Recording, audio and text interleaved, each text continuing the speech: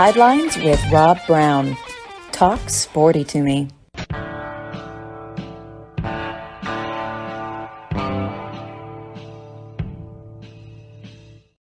All right, Rob Browne here with you on this Monday morning. It is week one, official week one. We call it week 0 this past weekend. I guess we had 10 games starting Thursday night. And then what was the big one? Notre Dame pounded Navy over in Dublin. That's not too far from Sandersville. If you live in Georgia, you know, you have to understand that geography. Dublin, Ireland, though, the motherland for lots of people like me. Scotland and Ireland. Look, Sam Hartman, you got to ask yourself this question. Why does the guy that breaks every record at Wake Forest and all kinds of records in the ACC leave Wake Forest when he has one more year? Is he going to go down and be loved by Wake Forest people? Or if he has a big season at Notre Dame, always be a Notre Dame guy? It's very conflicting. Look, there's plenty of guys that have transferred. Joe Burrow, Ohio State 3 years, LSU 2, and one of the greatest seasons in the history of college football. Interesting. But Sam Hartman is a stud. This guy just is an elite quarterback. But it is week one for the big one, Thursday night. Franz Beard will be on with us tomorrow morning talking about it. The Gators go out to Salt Lake City to play Utah. And Urban Meyer, as Buddy Martin said on the show Saturday in the roundtable, very conflicted because he helped to build the Utah program that Kyle Whittingham took over. Then he went to Florida for 6 years and won 2 national championships. And as Buddy referenced Saturday, had Florida beaten Alabama in 2009, they likely would have been national champions 3 of a 4-year period. Now, that happened 94, 95, and again in 97 with Nebraska. Don't forget, 3 of the 4 years. And then Tom Osborne rode off into the sunset. I think he became a member of Congress, which why would he do that? But he should have stayed and coached football. Just an incredible coach. Hey, Will Gunter will be on with us in just a moment. Wraps up his show down in Columbia, 107.5, The Game. Every morning, he's now statewide all over South Carolina. Early in the morning, Gamecock fans, all college football fans will be tuning in there. But he'll be with us in a moment. Let me get to some business. The St. Paul Open, to benefit the Archbishop J. Peter Sarton Scholarship Fund, will be held October 2nd, Chickasaw Country Club in Memphis. Keep in mind, there's a dinner the night before. So whether you went to St. Paul, Bishop Browne, whether you're Catholic or not, this is a great cause. It's a mission. Archbishop J. Peter Sarton Scholarship Fund. All teams are sold out, but you can always ask how you can help. Call Michael Jordan, 901-647-3014. You can still sponsor a flag. You can sponsor a hole. And they need money for the scholarship fund, which will do a lot of great things. It's all going to go toward the cause, not bloated salaries. They need participants, volunteers, items donated in lieu of cash. There are going to be a lot of people there. That is October 2nd, the first ever St. Paul Open. And I imagine there's going to be an annual event. We were out at Hewlett and Dunn Boot and Clothing Company on the historic square in Collierville, Tennessee this past Saturday. Did our show remote live from there with Charles Hall, the owner, our friend. The place is unbelievable. They are getting in boxes by the minute out there. New brands: Pendleton, Schaefer Outdoors, Danner, Vask, Light Boots, Hire Boots. Remember, Hire invented the cowboy boot. They had a jacket there from Schaefer Outdoors, which there are people out there selling that jacket for twice as much. And it's a good-looking jacket at both places. You can get it for about half what I've seen it for. And it's a great-looking jacket. The waxed canvas, good-looking waxed cotton, good-looking jacket. I mean, they've got Old South brand, Devil Dog jeans, the second largest Filson dealer in the southeastern U.S. Charles's Filson order is having to be brought in with an 18-wheeler. They've got over 7,000 pairs of boots. Hewlett & Dunn Boot and Clothing Company. They deliver anywhere. Go to hewlettdunn.com. Great people to work with. Man, I am so excited. And we're going to get into this. And bottom line, that the bottom line is we've got so much going on with college football, and we got to remember something, man. The game is going to be fine. I was at a football meeting last night for the men's club, St. Louis Catholic Church in Memphis. It was awesome. Eric Hasseltine, the voice of the Memphis Grizzlies, spoke, and he was incredible. Great story. And then we were able to hear Greg Gaston, who also has been in Memphis media for 28 years and heard a lot of great, his vision, talking about for Memphis, for the SEC. Folks, you say it's talking season and whatever.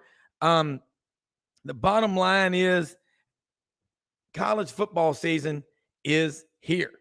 And everybody in the offseason is excited. And, I look around at this time of year, everybody's undefeated in the SEC. Vanderbilt is the leader in the clubhouse at 1-0. I know people are talking about they destroyed Hawaii last year out in Maui or Honolulu. But this year it was a much closer game, 35-28. Doesn't matter. They got the win. I like Clark Lee as a coach. I do. I think he's a very, very, very good coach. He was defensive coordinator at Notre Dame before he came back, but he played at Vanderbilt. Got an interesting career. Vanderbilt, if they get to 500 this year, they're not going to be happy. I like what Clark Lee said.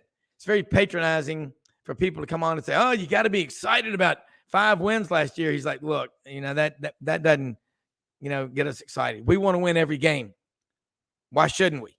Any program where they're not determined and trying to win every game, then you got the wrong coach.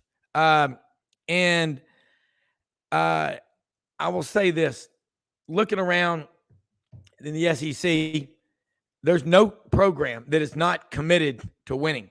Look at the money that they're spending. And you'll see, but it to me, money alone is not the issue. If that were the issue, I will tell you what, Texas would, if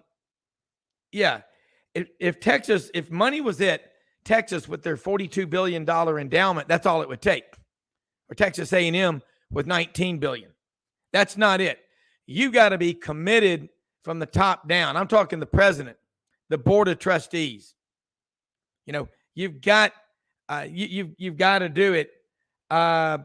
If you don't have that overall commitment, it's very difficult to win. You look at the state of Alabama. Look in the last since 1970, how many national championships Auburn and Alabama have won. And Texas has 6 times as many people and 6 times as much money. But when you get a room full of J.R. Ewings, let's see. I will say this. We're trying to bring Will Gunter in here. And we haven't just met, but you've got to have people all on the same page. You cannot have a room full of J.R. Ewings. It won't work. It just does not work. And I'm seeing here what is happening.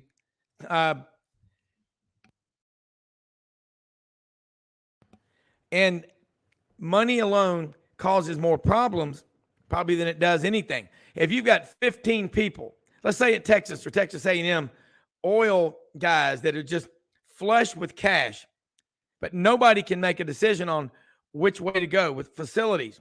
And now NIL, nothing gets done. It's like most board meetings. Let's be honest, people, which I always am. Most of the time people like to be on a board. They like to go for the meal the free drinks, and pick up that check. But usually they sit in comfortable chairs and make a bunch of empty promises. The best board meetings, the best boardrooms are a table with no chairs where everybody has to stand around and knock out the business. I mean, that's how you're going to get stuff done. Otherwise, you're there for 2 or 3 hours and you're not getting a whole lot done. That's a problem. But I'm looking in the SEC and I'm looking at the commitment that people have made to win, and it's there. You look at Alabama, look at A&M, look at Arkansas. Arkansas has unbelievable facilities. And, you talk about their defense. You're going to see a completely different defense with Travis Williams as the defensive coordinator. You're going to see a defense that don't have the players yet that Kevin Steele has at, say, Alabama, or maybe he had at Auburn or Clemson. Of course, everybody remembers, at the end of the Clemson time, it wasn't great. But you look at Arkansas, their defense will be markedly better. You got to get coaches in there, but you got to have players. Without the players, not a whole lot's going to happen. You can do it. But I'm looking around in the SEC. Alabama, LSU, you take your pick. And I commented last night, a lot of people are jumping on board with LSU. But LSU last year got killed at home 40-13 by Tennessee. And they lost on the road at the end of the year in the regular season to a Texas A&M team that was on a 6-game losing streak. They lost badly. Okay. They lost in the SEC championship. They ended up with a record 10 wins. They lost to Tennessee. They lost to Georgia. And they lost to Texas A&M. It's kind of hard to believe, but they beat Alabama by 2 in overtime. All right? So that's going to be fun to watch. But Nick Saban, he's as determined as he's ever been to try to right the ship in Tuscaloosa. How's he going to do it? He's brought back Kevin Steele to run his defense. Offensively, Tommy Rees, offensive coordinator. He brings his quarterback, Tyler Buchner, in from Notre Dame. In talking with Rodney Orr, Tighter Insider every week, Gary Harris, who does Tighter Insider with Gary, Channel 23 in Tuscaloosa, Tide 100.9. I get the impression Jalen Milroe is likely going to be the starting quarterback. All right? Jalen Milroe is about 6'3", 230 pounds, and the guy can run like a deer. I think he gives Alabama a shot, but we all know he started in the Texas A&M game last year, which went down to the last play. And then you've got Ty Simpson, who came in as a 5-star out of Martin, Tennessee. His dad's been the coach going into his 18th year at UT Martin. And I'm sitting here thinking to myself, who else? Jalen Milroe, Ty Simpson, Tyler Buchner. I'm going to go with Jalen Milroe. It's going to be the starter when Alabama plays Middle Tennessee State this weekend in Tuscaloosa. Tough call, but Alabama has a lot of talent. They have 8 linebackers on the roster. 8 linebackers in the linebacker room that coming out of high school were rated as 5-star recruits. That's pretty damn impressive. I think what everybody's looking at is the wide receivers, who's the quarterback going to be, and they got a pretty good running back room. They got talent. They last year had the number 1 recruiting class in the country. You see, the problem is all starts at quarterback. And I look around in the SEC. I look around everywhere I see. You've got 4 schools. You got 4 schools that don't yet know who the quarterback is. And Ole Miss, I think it's going to be Jackson Dart. I think in Alabama, I think it's going to be Jalen Milroe. Okay, so it's going to be fun to watch. Look, Will Gunter, ESPN 107.5, the game in Columbia, South Carolina. I knew you'd get there. I think he was being held hostage by the programming director. But anyway, Will, it is officially week 1, game week, whatever. Y'all got a big one, man. I love games like that. As a fan and as a player, you have no problem getting motivated for the border war up in Charlotte against the Tar Heels, one of the great names in the history of college athletics, and the Gamecocks. You'll be there. Let's get your thoughts on this game. Yeah, it's the end of a 3-year I shouldn't say a 3-year contract, but a 3-game contract. This is the third time that the teams have met in Charlotte. 2015 was actually Steve Spurrier's last year, and South Carolina won 3 games that year, and that happened to be one of them. North Carolina lost one regular season game that year, and it happened to be the Gamecocks. Kind of a surprising outcome late in that ball game in 2015. 2019 was supposed to be the big jump for Will Muschamp. Jake Bentley was back as starting quarterback. There were a lot of great players back, and South Carolina was a double-digit favorite in Charlotte. It was the debut of Sam Howell, the debut of Mac Browne, and North Carolina beat South Carolina in that game. Kind of a wild ending. Sam Howell threw a pass that had like a EA Sports Madden glitch where it went right through the hands of J.C. Horn. It was kind of a wild situation. And then Jake Bentley missed a wide open receiver late in the game that would have won the ball game. And South Carolina lost. And matter of fact, after that game, Jake Bentley kicked a locker, broke a foot, and was out for the rest of the year. And that started the Ryan Helinski era. South Carolina would go 4-8 that year, and that would be almost be the end of Will Muschamp. He would be fired the following season. So here's game 3. And since that time, these teams have met in the stadium in a bowl game, the Dukes Mayo Bowl, in which North Carolina was a double-digit favorite 2 years ago, and South Carolina went up there and caught them completely off guard and defeated them. So it'll be the last time in Charlotte, hopefully for a long time. Don't want to see this game back in Charlotte unless it's a bowl game. They'll pick the rivalry back up in 2028 and 2029 with a home and home series. But it should be a lot of fun. A lot of questions about South Carolina, new offensive coordinator. What does the running game look like? Kind of a revamped defense. Can they stop the run? North Carolina's got a new offensive coordinator in Chip Lindsey and working with a guy who's projected as a top 10, top 5 pick in Drake May. North Carolina's defense is rebuilt under Gene Chizik. So there's a lot of questions for both teams that we'll try and get some answers to early on Saturday night. All right, let's look at business. South Carolina, the run defense, has finished 11th or worst in the SEC 5 straight years. You know that's got to improve. You've got a great football mind, football IQ, and basketball IQ. I've got to ask you a basketball question in just a minute from a meeting I was at last night, but let's talk about the run defense for the Gamecocks. Is it going to be better? Did they get some guys in the portal? Maybe a freshman or two is going to step in? Again, that's one of the big questions. I think you start with a new interior defensive line coach, Travian Robertson, who played at South Carolina, had gone and coached at Georgia State under Sean Elliott, was at Tulane last year as their defensive line coach, and South Carolina lost their defensive line coach. South Carolina splits their defensive line up. You have the interior, and then you have the edge or defensive end, which is under another coach, Sterling Lucas. The interior was coached by Jimmy Lindsey, who went to LSU and unfortunately seems to have had some health issues and has had to step away from the game right now. But in comes Travian Robertson, and at least from all sources, from everything all intel that I've gathered, it's a different style of coaching, if you will. It might not be as nice. Let's just say that. It's not a, hey, you'll get them next time, buddy. It's a little bit, there's words that we don't need to use on air, kid-friendly program, whatever. The decorum prohibits. Yeah.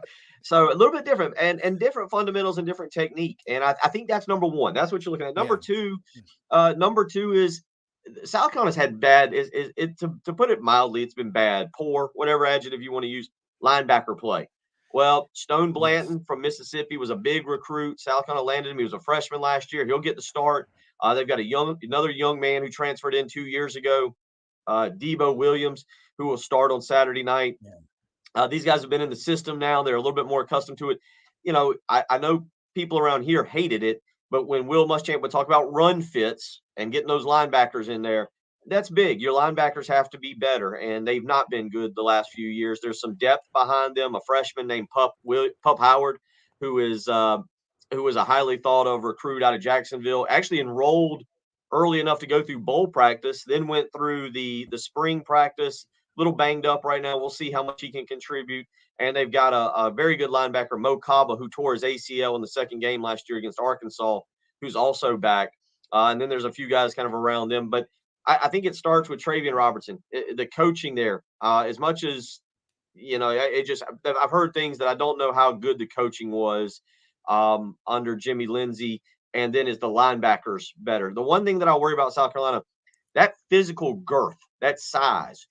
You get guys in there. College football is a different game today. You got guys in there 300 pounds. They better be doggone good because you can get shoved around by some of these offensive linemen. And South Carolina's defensive line at times has been light. They do have two guys that are 320 and above, but you got to have some of those true guys in there that can take on a double team or cause havoc at that weight and are hard to move. And South Carolina hasn't had that.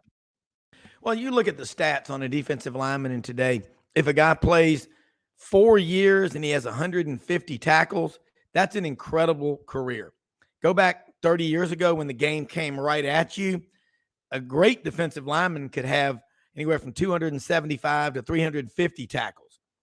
And I look at when you don't have a good defensive line and you cannot tie up those offensive linemen, the running backs are coming through the line of scrimmage at full speed and knocking the hell out of your linebackers. And as Ricky Ricardo used to say to Lucy, you got a problem. And it's a bad problem. So, all right, Gamecocks. One of the greatest names ever for a linebacker was a guy that played for Notre Dame about 30 years ago from River Ridge, John Curtis, out there by New Orleans, Mike Stonebreaker. You just gave us a new great name, Stone Blanton. I mean, you can't make that up as a linebacker. That's a great name. Where's he from in Mississippi? I forget the exact place. I'd have to go back and look real quick. Sounds like he's from the Delta. Yeah, he was committed to Mississippi State for baseball and ended up South Carolina was able to flip him late. I don't think he contributed in the way he thought he would last year. Yeah. Because he wasn't ready. It's hard. People think, I said this on another podcast recently. We think, freshmen that come in and compete in the SEC and make a name for themselves, kind of like Nick Eamon-Warry did for South Carolina last year. We don't give those guys enough credit sometimes. We don't brag about those guys. It's hard at the athletic level of the SEC to come in and really compete, especially along the lines of scrimmage or at linebacker, because the speed is so different. And so he didn't play baseball in the fall or in the spring. He stayed away from that. He focused entirely on football. And I'm excited. I'm interested to see him, how he looks, if he looks more comfortable, because, again, this was a 4-star recruit, had a lot of offers. South Carolina was able to land him, and now it's going to be his time to shine, especially as they try to get Mo Kaba back and add him to the rotation. Yeah, and you're talking about this and how big a deal it is, you're right, for a freshman to come into the SEC and play. But if you got a good one, it's a waste of time in today's culture to redshirt them because you're going to just have a third-year sophomore that leaves you. So you might as well play them. But you're right. And you talk about run fits. People hear that term all the time, but it's those gaps, the linebackers. People have got to be – everybody has another guy that they're responsible for. That's what it's to put it in the vernacular. And when your defense is really clicking, I think the greatest defensive coordinator ever is a guy named Brother Oliver from over in the Black Belt, Alabama. And he won 13 SEC championships, 4 or 5 national championships in his career at Alabama. Of course, he won all that at Alabama and Clemson, Auburn, Memphis Showboats. But Brother Oliver's defense, everybody had to know everybody else's assignment. And occasionally, he would have a blitz. They would rush 10 guys and one guy back. And that was so outside the box. But Will Muschamp, as a defensive coordinator, just as a defensive coordinator, is a great coordinator. And he and Glenn Schumann are doing some great stuff at Georgia. if South Carolina's run defense gets into the top half of the league, man, with Spencer Rattler as confident as he is, they could be pretty damn good. That's that's huge though. Yeah, I mean, you're continuing to build depth, and the secondary, you're replacing 2 NFL draftees and Cam Smith and Darius Rush, and so there's more to it. I think you don't want to get beat over the top. You don't want to give up a lot of passing yards. Honestly, I know people see the 30 points from Clemson, and they see the 30, was it 37, I believe, from Tennessee, 38, something like that. But the secondary actually played really well in those games, and caused some havoc. But that was because of 2 NFL starting or potential starting. I think Darius Rush is a second team right now. Cam Smith, because of some injuries, may be starting, but for the Dolphins. But the bottom line is you've got to have guys across the defense. And Rob, you and I could go coach Georgia with the studs they have. I mean, just hey, go out and send 2 linebackers and let the defensive backs do their job. Listen, I give Schumann and Muschamp a lot of credit. They're good. They're good coaches. But yeah, you and I could go coach talent like that. But how does South Carolina perform this year? You're right. A lot of people talk about South Carolina's run game offensively as being the biggest concern. But I think what you just brought up and what we started with, stopping the run, is actually a bigger concern for South Carolina in 2023. Yeah. Now, offensively, let's talk about it. Spencer Rattler, his wide receivers, his running backs. Got to stop the run in the SEC. Got to be able to run the ball. Got to play solid special teams. Spencer Rattler, I would say he's 6'3". People don't realize how big he is. And, he was at Oklahoma. The thing that gets me about him at Oklahoma, the 2 years he was, removed from the Texas game, that still blows my mind. But I've been watching him being interviewed lately. Marty and McGee, just different people. I would love for you to interview him because you'll get it out of him. You're very good. You're very insightful. I think you can read a room very well. I'm having fun every time you're on here, man. We had a lot of fun up in Nashville every day. I still thought one of the funniest things I've had in this show career was you and Mr. Bill Hancock at the College Football Playoff Committee was on, and the 3 of us were on, and you asked him some question, and a explosion of thunder and lightning. We thought, the world's coming. He goes, wow. Well, we were all 3 at the Grand Hyatt in downtown Nashville. And so you something about your questions. But if you know Spencer Rattler, I've changed my opinion on him. I didn't like him. I didn't like his atmosphere, because of what was going on, what I kept the perception at Oklahoma. And I think he's capable. Honestly, he's capable of winning the Heisman Trophy. He's that good. It's just what's going on in that 6 inches between his ears. Do you agree with me that he's evolved and Shane Beamer has got him thinking the right way? Because I'm a big Shane Beamer fan, I guess, because he's as hyper as I am. Covering recruiting the way I used to for ESPN and then for 24/7 Sports, I don't think we understand at times, especially now with social media, with Twitter and Instagram, and now you got documentaries on Netflix and whatever else, Amazon Prime and whatever else they put them on. These elite high school prospects that come out and the pressure that's on them to perform. I covered Jadeveon Clowney very, very. I covered him a lot, very closely during his high school year, especially his senior year. I mean, you had guys. I had contacts in the NFL saying that if he could have come out from high school, he could have been a third down edge rusher in the NFL as an 18-year-old. He was that good. That's a lot of pressure. And Jadeveon Clowney had that attitude about him, like, yeah, whatever. I'm going to go play football and tackle a quarterback and yeah, whatever. Not every kid has that. And I say that because I've said this a lot this month regarding Spencer Rattler. He goes to Oklahoma, where Baker Mayfield wins the Heisman. Kyler Murray wins the Heisman. Jalen Hurts wins the Heisman. Back to back to back. 3 straight. So here comes this elite number 1 recruit, number 1 quarterback in the country. Here's the next guy. You got to step in. You're going to win the Heisman. You're going to win championships. After 3 years, you're going to be the number 1 pick in the NFL draft.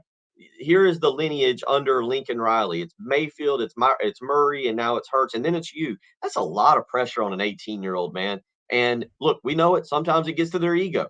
There is that documentary out there. I think it's QB1 is the name of it. And there's that documentary where he's admitted, he said, yeah, it was a bad look. It was a really bad look. I didn't handle it well, but I was young, I was immature. There was a lot of things that got to my ego. He's been very upfront and honest about it. But go back to your time at Oklahoma. You come in with those expectations. Oklahoma is a prestigious program. They are expected to win championships. They're expected to win Heismans. They're expected to the Big 12 is a given. With all that being said, he goes in there and there's so much pressure. I thought he performed well, but then, that's I guess his redshirt freshman year after Jalen Hurts leaves. Well, his sophomore year, what happens? The greatest thing since sliced bread comes in right behind him. Here's Caleb Williams. And the first time that Spencer Rattler throws an incompletion, Oklahoma's going, get that bum out of here. Get this superstar in. Get the former number one quarterback in Caleb's. That's more pressure. You're constantly looking over your shoulder. You a lot of pressure on you. Yeah. It doesn't go well. You transfer out. Caleb Williams leaves and goes with Lincoln Riley. Oklahoma's got no quarterback. So all of a sudden you come and you transfer, and it's hard. This is the transfer portals. What Sam Hartman did Saturday night is interesting. What he does the rest of the year is interesting. But Spencer Rattler comes in. He's got to be able to figure out, where the best restaurant in town is. He's got to figure out the new playbook, which we've learned Marcus Satterfield has a playbook with 172 plays, apparently. All this stuff that put him in a bad position. I think by the time he figured it out, everything kind of turned a corner for him. So I think there's stuff there. For the first time ever, I've heard him look comfortable. He seems comfortable in his own skin. He seems comfortable with his football team. There's nobody breathing down his neck.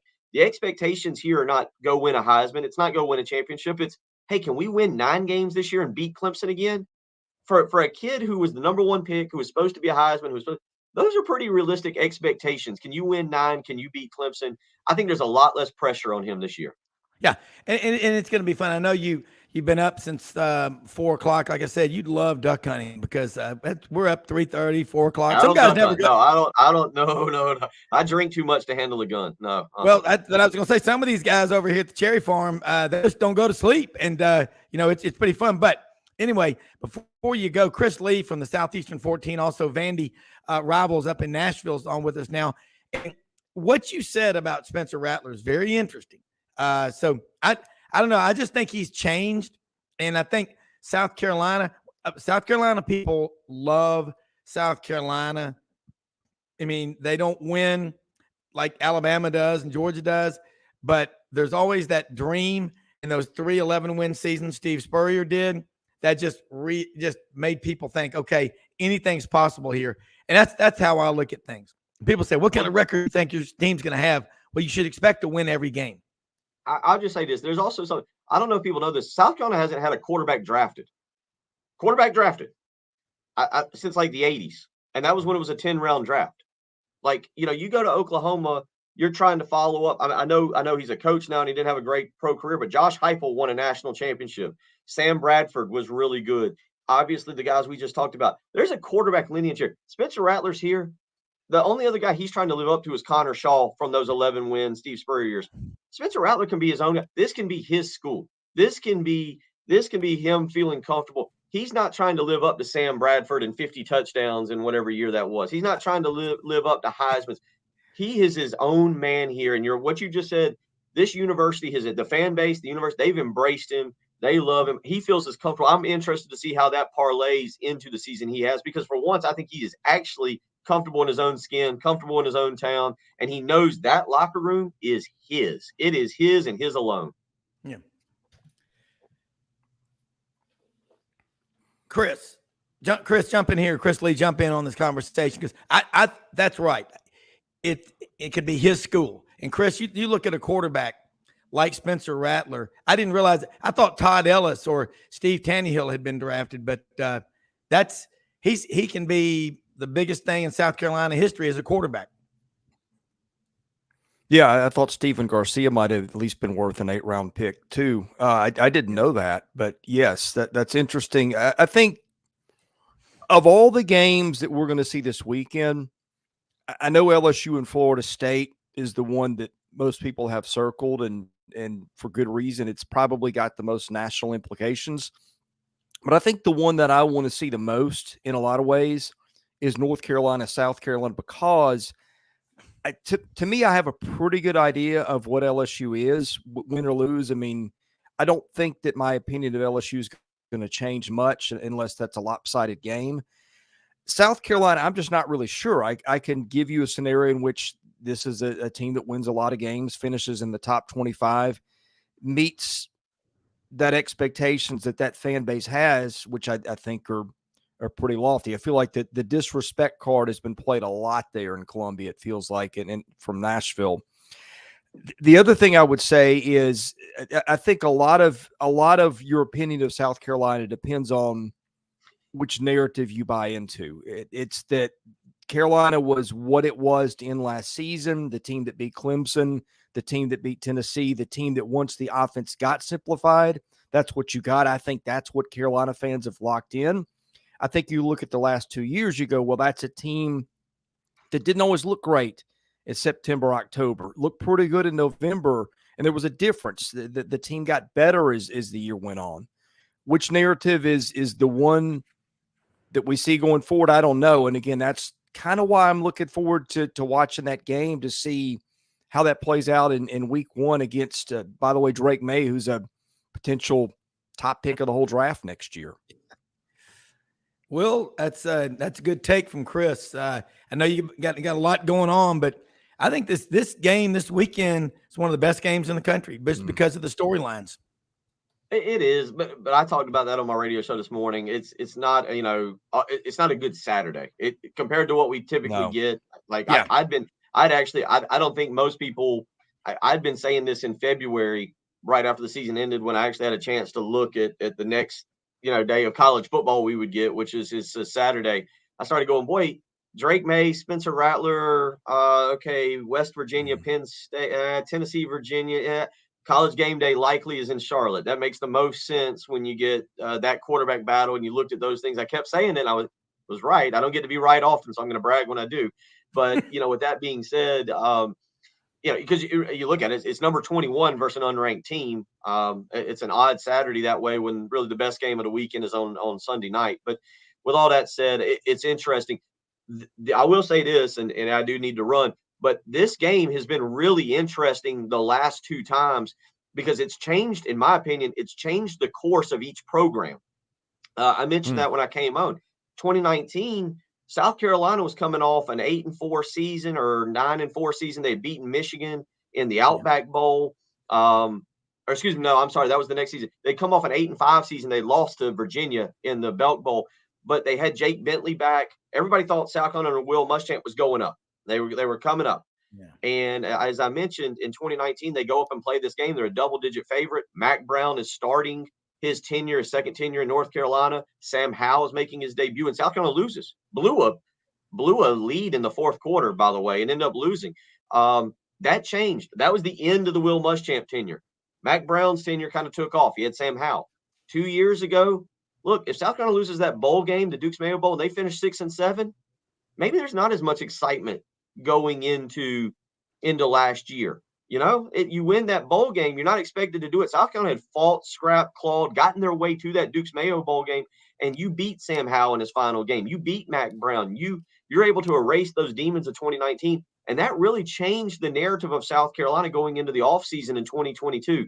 So I am interested. Is this another game that changes the direction of one of these programs? Because it would be a big win. If South Carolina wins, they have Furman on September 9th. They will probably be inside the top 20 when they go to Athens September 16th. Yeah, it's going to be a big look. Will, let people know how they can follow you, keep up with you. Great work as always. Look forward to having you on next week. Hopefully, you're going to be talking about, I expect it, a 1-0 Gamecock team.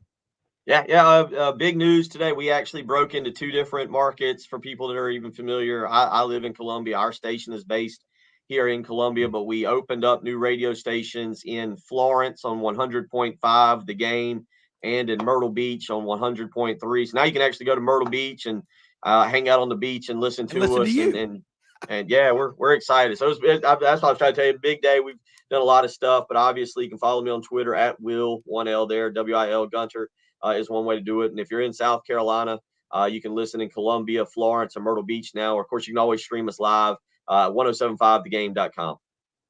Outstanding stuff. Great. Well, congratulations on the great work. And man, Myrtle Beach, laying out on the beach, drinking cold road sodas, listening to you. Life is great, man. Take care. Go to North Myrtle Beach. Myrtle Beach is a different place now. All right. We'll do it again next week. Thank you, man. Okay. Chris Lee, man, Vandy gets the win Saturday night. Took a while because of weather. You were there. And what was the takeaway? Because I want to do this real quick. Let's take a quick break. We missed a break here. I want to come back, get your takeaway, and it's all Chris Lee right after this on Sidelines.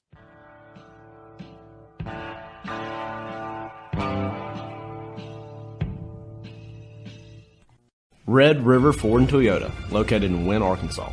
If you're in the market for a new or used car, truck, or SUV, call, go online, or drop by and see them. Located 45 minutes from Memphis, go off the 4-city exit on I-40 and go north about 15 minutes on Highway 1. Easy to work with and still believe in customer service. If you live out of town, they will deliver your vehicle to you. RedRiverFordToyota.com. Just see what they can do. Strengthen your seed zone this spring with quality tillage equipment from House Industries. Located in Cherry Valley, Arkansas, House Industries specializes in manufacturing superior equipment that will minimize your downtime and keep you working in the field. To ensure the highest quality control, all design, fabrication, and testing takes place in a 99,000 square foot manufacturing facility located right here in the heart of the Delta. Locate your nearest House equipment dealer online at houseindustriesinc.com. House Industries, breaking ground. Sidelines with Rob Browne. Talk sporty to me.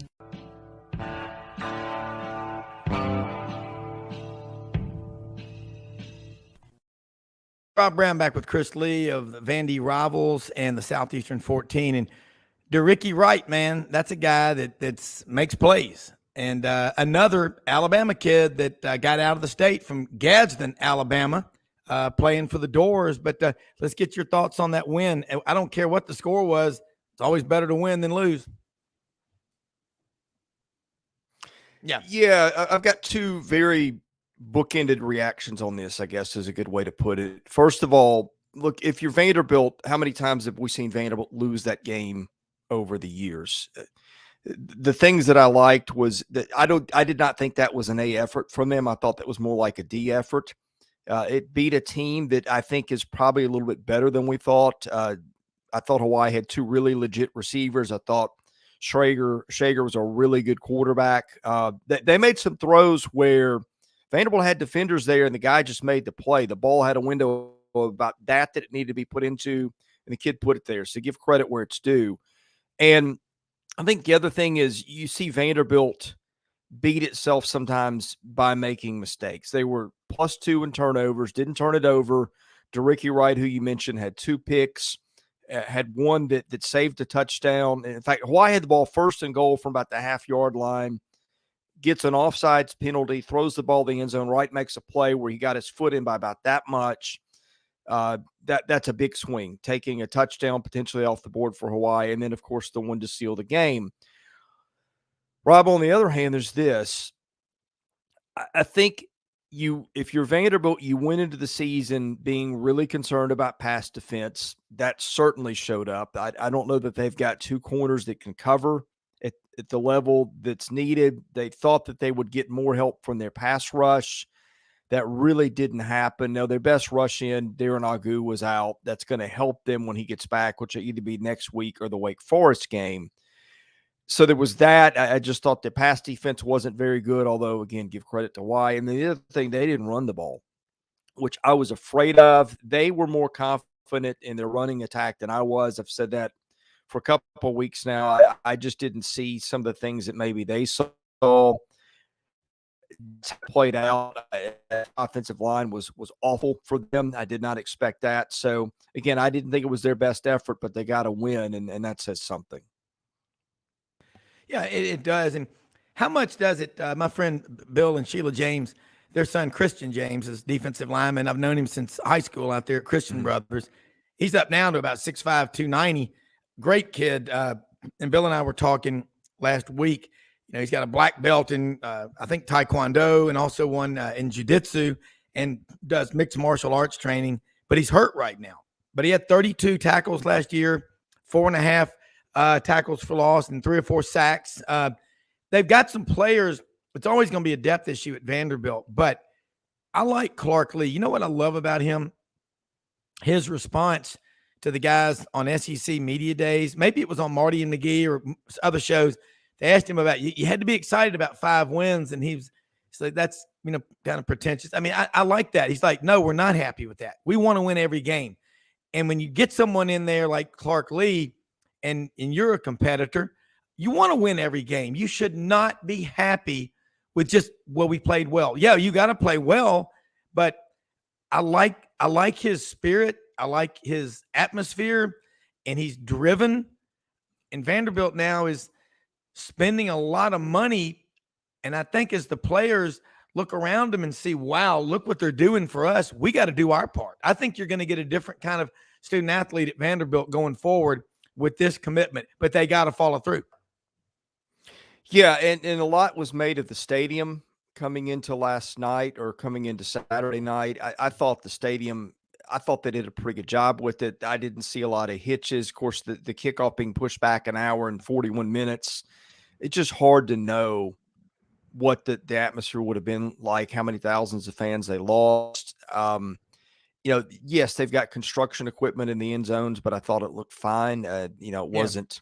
Everything seemed like it was in its place. I thought Vanderbilt did a really good job in terms of getting that stadium prepared and everything. You can start to see more girders going up in that end zone where that basketball building will be next year. So it's always good for fans to see progress. But yeah, and I think too, Rob, it was interesting last night. Again, that's a game they don't win. 2 years ago when it gets there, they probably get blown out of that game, actually. And when I was in that room for that press conference, that felt like it was a game they lost. I think that tells you a little bit about how expectations have shifted. See, I mean, that's exactly what Vanderbilt players need to feel like. And the fans need to go, there are Vanderbilt in Nashville. You've got people, you've got everything you need there. You've got money, you've got everything. And you and I have talked about it, the Vandy boosters. They've got a lot of people that can write big checks. And I don't know what the NIL collective is there. I don't know what it is at any school. I know what it is at a few of them. But NIL and money alone don't win it all for you. I mean, Texas has a $42 billion endowment. A&M's about $19 billion. You know how many national championships those two schools have won since Richard Nixon was elected president? 1969, Texas, and they won it again in 05. A&M hadn't done it since 1939. Although when A&M joined the SEC in 2012, they had a hell of a weekend before they made it official. They won 2 more. They had 1. They claimed 3 when they came into the league, but but it's been 1939 since A&M won it. Money alone doesn't win it. It takes a commitment, doesn't it, from everybody. I like a populist movement. Get everybody involved. Yeah. Yeah, sometimes money buys you players. Sometimes money buys you problems. And I haven't seen the standings this weekend. I haven't checked up on them. But the last I looked, there was a time like a week or 2 ago where your top 3 teams in Major League Baseball in terms of payroll weren't in the playoffs. As of the standings, I think that's the Mets who are going. The Mets entered the weekend a game behind the Nationals, who were spending not a lot of money on anybody. The Yankees have had their issues. They either, again, I didn't see how things came out over the weekend, but they weren't in the playoff chase, or they were in the chase, but not in the playoffs at the season it ended a week ago. And then I can't remember who the other team was, but yeah, I mean and that's the thing Clark Lee has tried to do. They had kids, Rob, that could have left them for more money in the offseason who did not, including some guys who made some big plays on Saturday night. So I think trying to build through culture is a way where maybe they've got an opportunity to win where other teams perhaps are looking at other avenues. Well, I look at the recruiting. Barton Simmons. Let's talk about him. You really, I tell you what I like about you is you speak the truth. I mean, and whether it's putting the girl out there as a field goal kicker or whatever, you call it out like you see it. That's why when I met you up at Media Days, I was like, he will fit into Sidelines because we're a populist movement that ardently reveres free speech and the First Amendment, but you're a truth broker. And I like your priorities. I like the way everything you said. I look at Barton Simmons. I think he was an all Ivy League safety at Yale. He and Clark Lee, didn't they both go to MBA? Is Clark Lee an MBA grad? Yes, they were best friends and went to high school, played ball together. Yeah. Well, Barton knows recruiting. And there are, when you break it down, I do this all the time, but 3,300 kids in a typical year will sign with Division I schools. There's now 133 D1 schools. 1% of those, about 33 of them, will be a consensus 5-star recruit. You might have close to 40 with all the services, but maybe 33, 1%. 350 to 400 of them are 4 stars. So where does that leave about 2,850 of them? 3s, 2s, or 9 rateds. It seems like Barton Simmons is going in there and saying, let's get that low-hanging fruit, gentlemen. And you offer them an education at Vanderbilt and the Owen College of Business. I mean, what's not to like? In one of the hottest cities in America. You saw one of those kids. Yeah, sorry, there's a little bit of delay here. You saw one of those kids that they just brought in from last year make one of those plays too. London Humphreys caught the last touchdown, the points that ended up being the last score of the game for Vanderbilt, which ended up being big. He was a kid who a year ago was playing football at Christ Presbyterian Academy 15 minutes from campus, if even that. Yeah. And so that's a kid who was kind of a little bit undervalued, productive in high school, was a state 100-meter champion. And so he made one of the bigger plays of the game. So you're starting to see it take effect. But what you're also seeing is that they still got some ways to go. I thought they should have dominated Hawaii in the trenches. That they did not do that. Offensive line was not good. Defensive line didn't play quite as well as I think a lot of people had hoped. And really at corner is where they need a lot of help. They recruited a class, last signing class would have been the signing class of 2022. They signed about 5 defensive backs. And due to injury or whatever reason, I'm not sure any of those kids played a snap Saturday night. So I'm not going to call that a miss yet. Yeah. Because it's premature, especially with a lot of those kids being banged up. But that showed you some places where they hit and some places where they still need some work. And certainly the defensive backfield is a place where they are going to, I'm sure, going to have to continue to hit it hard on the recruiting trail because they need some answers there. Yeah. All right. Let's switch gears. Let's go north to Lexington, KY, Kentucky. Mark Stoops, 11th year up there. In the last 5 years, they've had a couple of 10-win seasons. And it seems like when the expectations are really high for Kentucky, doesn't work out so well. Last year with Will Levis, I think people thought it was going to be a really good year. Well, now they're bringing in Devin Leary from NC State at quarterback. What's got to change for them to hit double-digit wins in a very tough division, although they played Georgia off their feet last year? Well, I think the first thing that has to happen is they've got to block somebody this year. That they gave up 40-something sacks a year ago. Some have blamed Will Levis for hanging on to the ball too long, but his protection wasn't good. You saw teams that didn't get pressure against Kentucky get pressure a year ago. So I think that's key number one. Keep your quarterback healthy. He wasn't always healthy at NC State. He's one of the more talented ones in the league. I think that's another thing, that they've got 3 outstanding receivers and some depth behind those guys. So if it all comes together, you can see a path where Kentucky's a lot better. I think the running game, I know Ray Davis has gotten a lot of publicity and has made some all SEC ballots. I think Ray's a good back. I covered him. Thought Vanderbilt really could have used him Saturday night, but they lose one thing from Chris Rodriguez to Ray Davis. They get some things. I think Ray's a good pass catcher. Ray doesn't fumble the ball. Ray's good at blocking. He does a lot of things that we don't spend a lot of time talking about, but he's not a breakaway back. And Rodriguez was at a year ago. Rodriguez could take 170 yards to the house if you gave him a little bit of daylight. Ray Davis is not that kind of guy. I don't know that they need him to be that kind of guy, given the explosiveness in the passing game. But I think one of the things I'm watching, Rob, is just chemistry. Sometimes when you get a lot of transfers and guys that have been the big cheese at their former school, sometimes that locker room dynamic, and we usually don't know it till after the season is done. Nobody says, hey, we got chemistry problems coming into the year.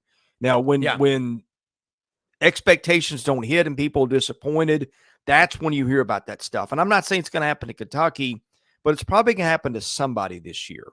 And I'm very interested to see if, where that strikes. And, Kentucky is a team that's built on a lot of transfers, and I'm very interested to see how that fits together. I agree. And that's what Lane Kiffin referenced that in an interview I saw recently. He said, in the past, you had a lot of guys around you in the locker room at practice every day that had been there together for 4 or 5 years, that knew each other, that fought together. Now it's different. But again, I think the free market's going to work this stuff out. Go back. You're in Nashville. You know the music industry. You probably know somebody in the music industry. I had a guy tell me, one of my clients, one time not too long ago, we were talking about what the advances are for bands. And I said, didn't REM he said, yeah, 80 million in the late 80s. Ooh. Remember REM got all that money, 80 million up front. That pretty much was, I don't think that just, I don't know, it ruined them. Now, he said someone like Jason Aldean, who's on tour 250 nights a year probably, in an advance, this one I was told was about $500,000. I mean, they keep them hungry. And I think that's what we got to be careful of. You're right about that culture, but Clark Lee, man, I think he's different. He's from there. He's from Nashville and Middle Tennessee. It matters to him. Remember what Tim Corbin said when he came to Vanderbilt? We're going to get every good baseball player within 250 miles of Nashville. I think we can be a national program. And it's working out pretty well for Tim Corbin, who took the Auburn job, supposedly. And then when he hit the state line, decided, no, I'll stay in Nashville. But, hey, I love Butch Thompson. Don't get me wrong. But it's fun to watch. You're in the mid-state. You cover a lot, man. It's going to be fun having you on here because that's an Alabama shirt you got on this morning, isn't it?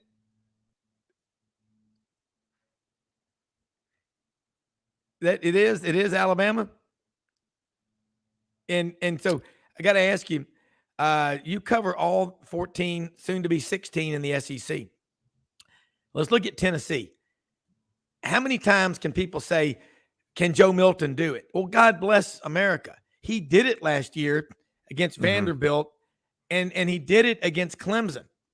We all know about his cannon for an arm, but we also know any quarterback who's got an arm that strong, don't forget the short and intermediate passes, the 10 to 30-yard short stuff. I think this is Joe Milton's team. I think he learned by staying in the system and not leaving. It speaks a lot about his character. I mean, I talked to him, asked him a bunch of questions at media days. We're not friends. I don't know him really. I just talked to him. But I get the impression that Josh Heupel's personality runs throughout Tennessee's football team. And that's a good thing.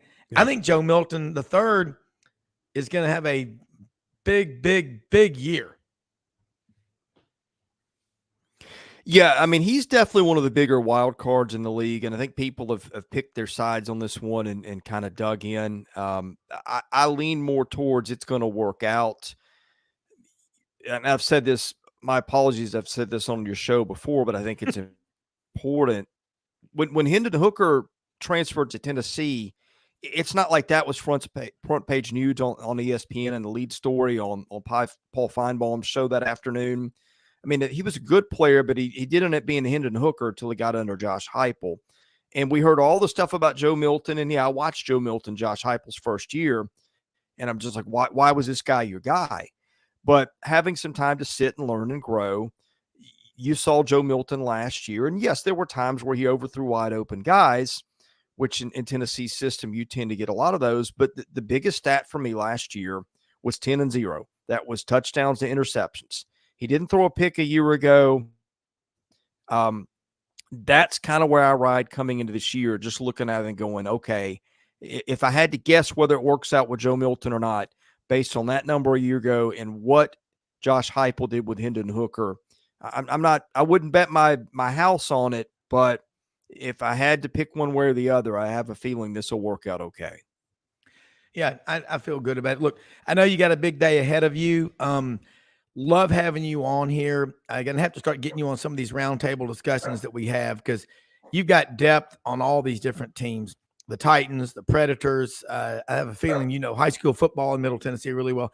How can people follow you, keep up with all the great work you're doing? And again, I got to tell you personally, thank you so much. It means a lot to us for you to share your Monday morning with us. And I love dogs. I hear yours in the background. I think he wants you to take him outside, but love having you on here because you really take what you do seriously. And thank you. Yeah, thank you. Apologies, Oreo's pretty wound up about something behind me. Hey, I love dogs. Yeah, my wife no longer works out of the house, and that was his security blanket. So now it's me. And apologies, the internet connection hasn't been great this morning, and I think that's on my end. But anyway, yeah, you can follow me. You can see the Twitter account. You can go to our YouTube channel.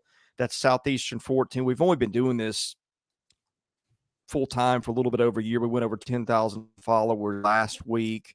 So we're going to do a daily show. Actually, we started it last Wednesday. It's Blake Lovell and Gavin Wald, who was a starting tight end at Vanderbilt a year ago. So every day from 11 to noon Central, we go live with our show. We'll talk a little bit about Vandy, Hawaii.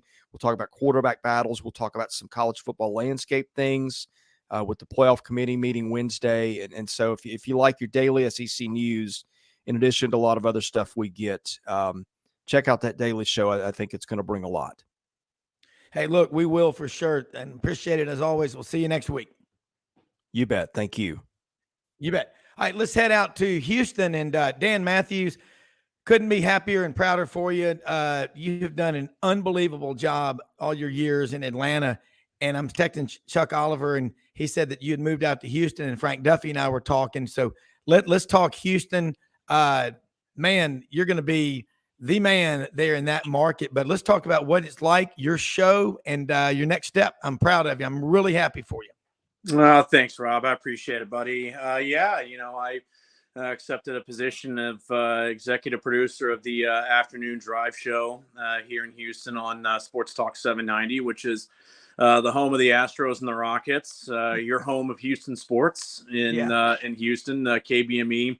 AM 790, but really excited about it. A lot of fun so far. It's, it was a little bit of a whirlwind. The way that I would explain it, I think, to people of, why would you leave Atlanta? Why did you decide to do this? I mean, I would say that it's pretty much a lot like when Roy Williams decided to leave Kansas. I mean, Atlanta to me is kind of like what Kansas was to him. It was a special place. I really enjoyed it. And it would have taken a lot to get me out of there, and it definitely did. And the opportunity to come back home was definitely one I couldn't pass up, and it's been pretty fun so far since coming back home. Yeah, and you've always been LSU guy, unabashed Astros fan, and you were there with the Braves, so you've got such a depth of coverage that you can go to. Let's talk about that market. Houston is as my kids call it, a ginormous ADI. I mean, it is so big, and you've got the University of Houston, you've got Rice, you got professional sports. What do y'all cover out there? What's the interest? College, pro, which really wins out? Yeah, it's definitely more of a pro town. So I mean, in Atlanta, obviously, the number one priority I think is the Braves.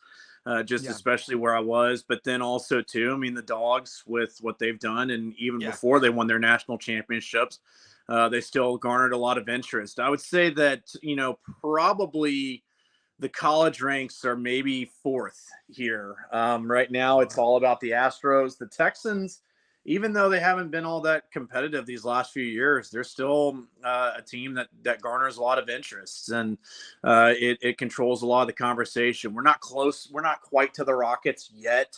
I mean, I think once we get into October and once they get into camp at the end of September, that's probably when that will fire up a little bit. But, I would just say, though, in terms of the college ranks, I mean, it's more or less outside of 790 is where I've got to try to be able to find that. And quick little announcement. I know that the Philly Godfather, legendary sports handicapper, threw this out that I'm going to be working as well with his group, the Animals. Going to be doing a little gambling show. Yeah. Me and his son, Matt Maltepis. We're going to do the first episode tomorrow, Tuesday. So keep an eye out for that. And then Thursday, we'll get into the Saturday / rest of the weekend slate that we will get into. And, got some Heisman picks that I'm going to have for that one. I feel really good about the 3 that I threw out there. So going to get into a little bit of gambling as well. So, I think that my college side will probably have to be at least on a daily basis, a little bit outside of that. But my boss, is somebody that people know. If you're an SEC football fan, Chris Gordy, who hosts Locked On SEC, he is my direct boss at 790. So I'm still able to get my college football. And I think if nothing else now with the move, it allows me to be even more of a fan. Where I live right now is about an hour from College Station. I've already talked with the boss about us going for the Alabama game. So it'd be good to go to Kyle Field again. And I don't know if I'm going to make it to DKR this year to go see Texas play, but definitely going to go next year in the first season of the SEC. That's for sure. Yeah. And where you are is that close to College Station. So you're so valuable. Again, the Braves, the college game, and now you're coming into Houston where you're from. And so this has got to be the best of both worlds for you. Let's talk some SEC. I want to go with A&M first. I think that Bobby Petrino calls the plays this year. If you bring a guy like that in there, you got to turn him loose. Do you agree with me? I think so too.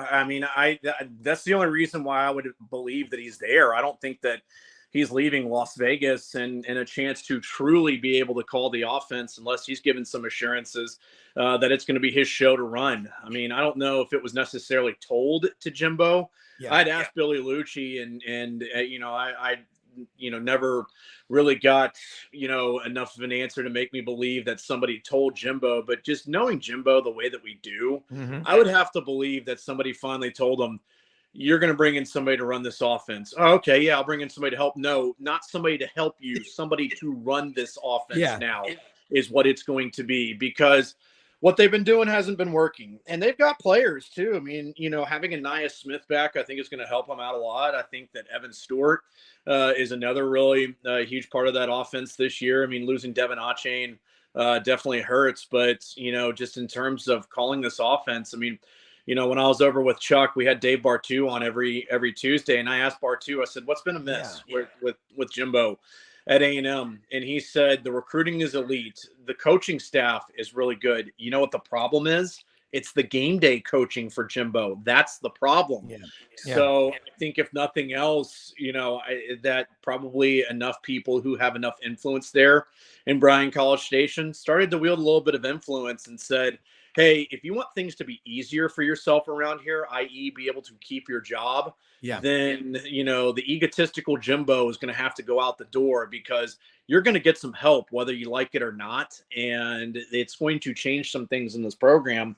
And it'll be interesting to see if it changes, this year in terms of wins. I don't necessarily know if 9-3 gets people off of his back. I almost kind of feel like for A&M this year, for Jimbo, for people to kind of say, hey, we believe in you, we believe in what you're doing here, that probably 10-2 needs to be the floor this season. So that means you're gonna have to beat some really good teams, and also too not lose games that you're not supposed to lose, which has been kind of A&M's calling card these last few years. Everybody has that charge at Texas.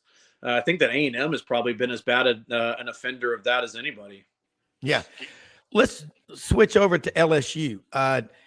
And last year, they get beat soundly at home by Tennessee, and then they lose. The one that blew my mind was losing on the road to an A&M team with 6 straight losses, but they still played for the SEC championship.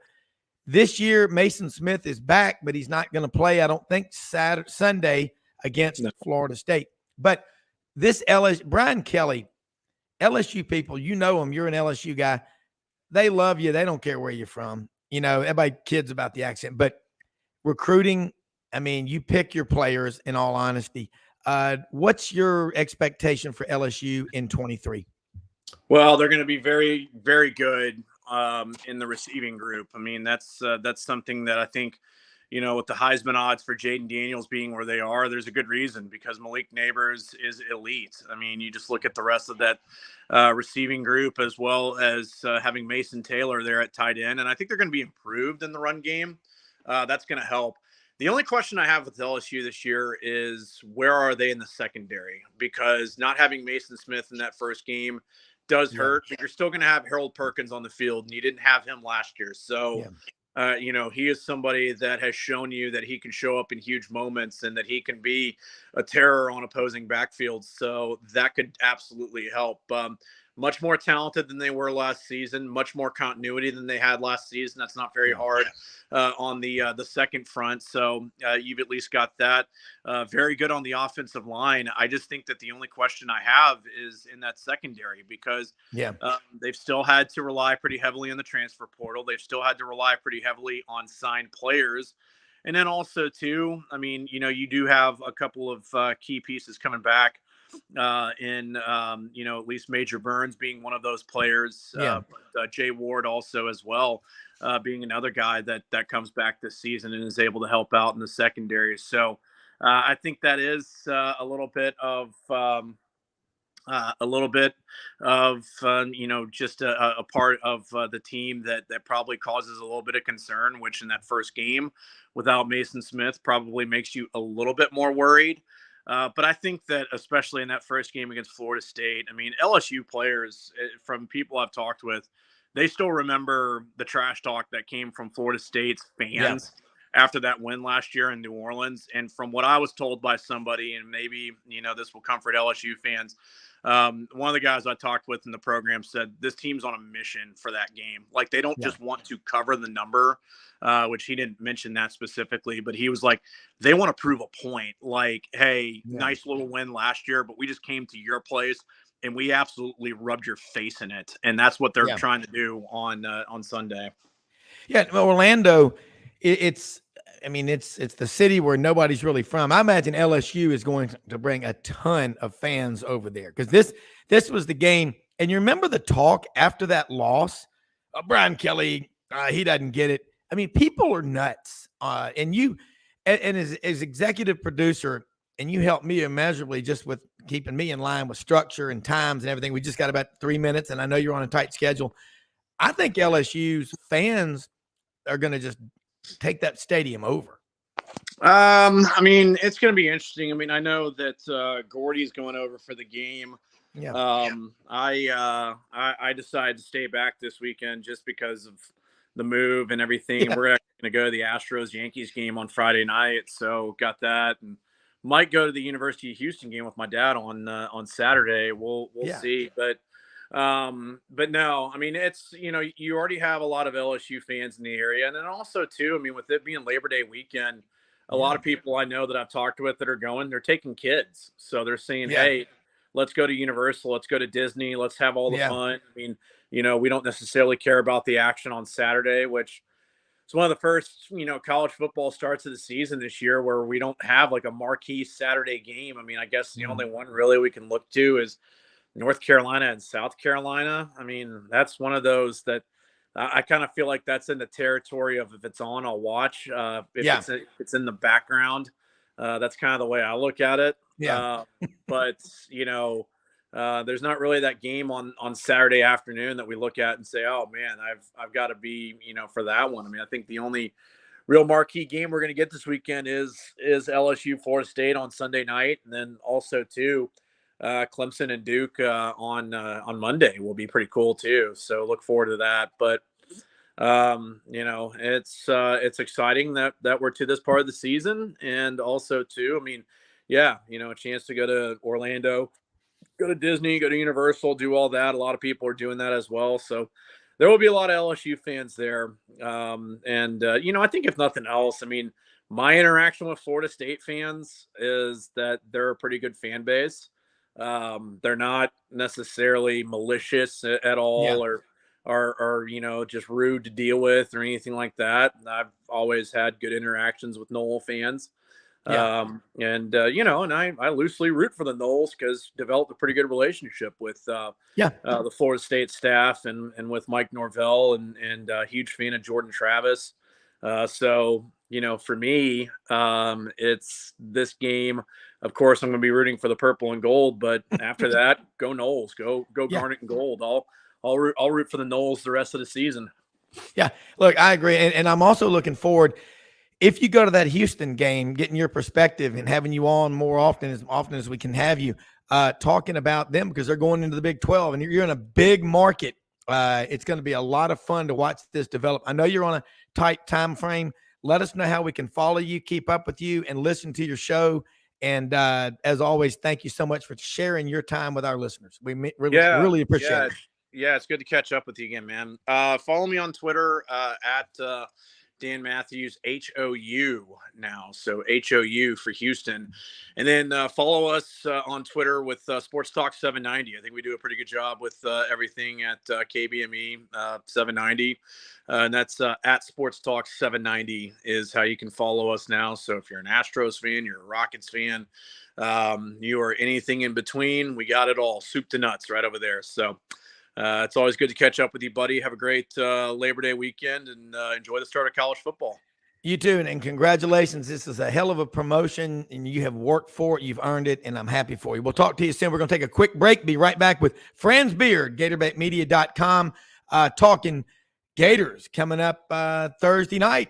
It's a long bus ride on the Greyhound out there, but they're going to get there early. Franz, if they left Saturday, they'll be there by Thursday afternoon. That's a little bit close to kickoff. Anyway, I'm kidding. We'll be right back with Franz Beard and talk about it.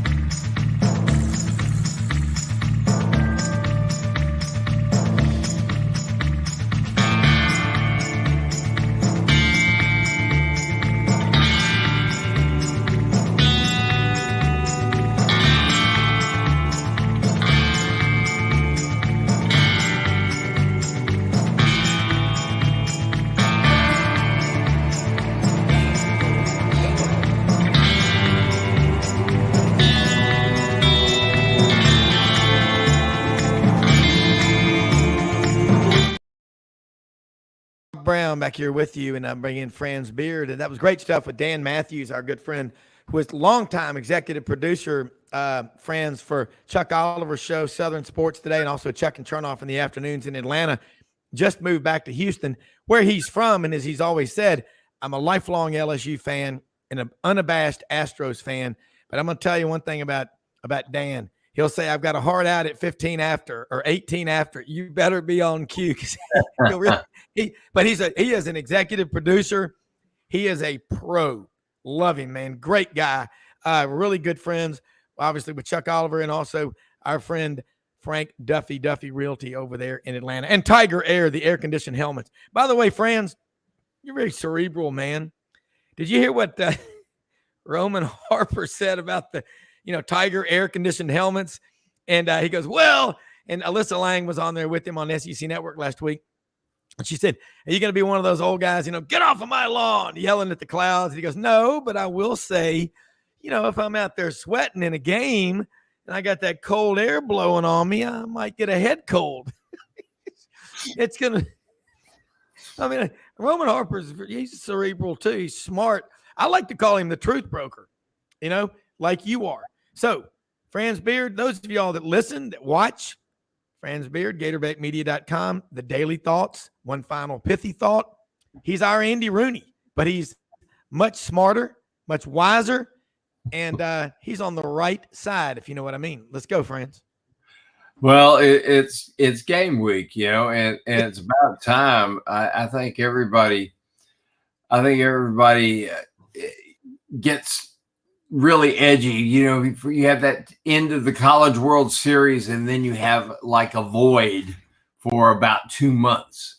And I think everybody gets on edge, especially the kids who play the game. I know fans do because, there's nothing on TV. I mean, you can watch the intramural Squamish championship or something like that on ESPN, which is just, you understand why they're sucking air, financially, because you look at what they've got on TV from the College World Series until college football starts. They've got really nothing, and nobody watches the WNBA. I mean, I see all the ads and everything like this, but and I'm glad the girls have a professional game to play, but nobody watches. That's the thing.